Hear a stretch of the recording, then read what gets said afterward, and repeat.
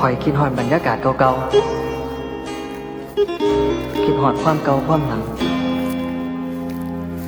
บ้านเฮามันก็ซ้ำบ้านเฮาเนี่ยล่ะฝันสูงหลายมันก็แทบสิเป็นไปบ่ได้เลย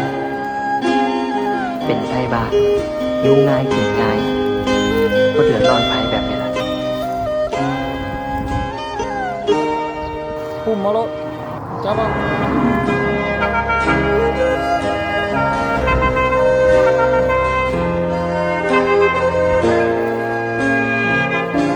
กินยังเอาไปน้ำตาลมั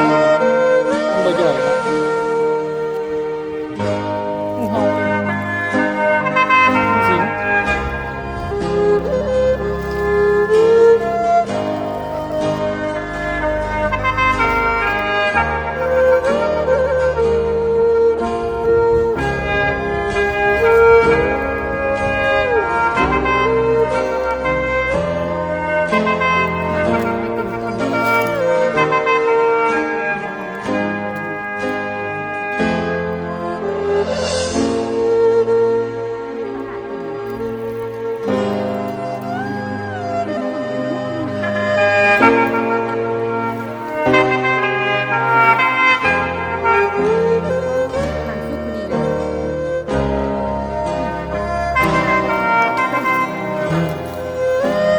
ตัวนี้หวานอยู่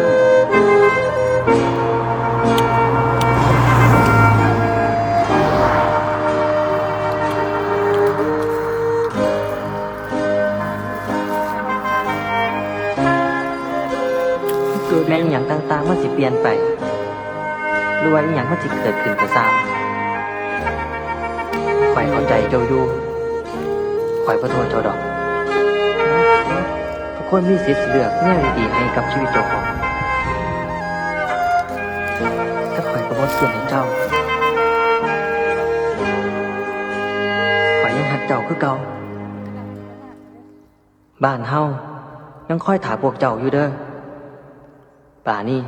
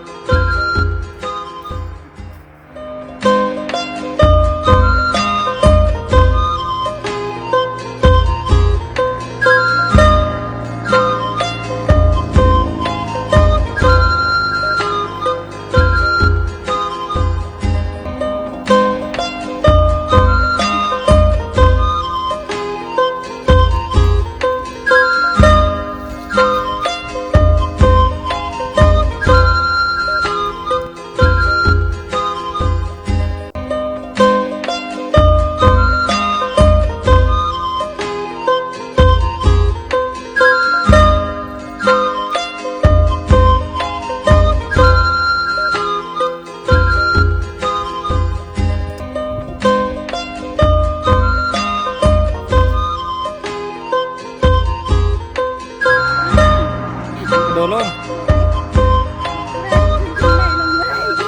ขึ้นในลงบ่ได้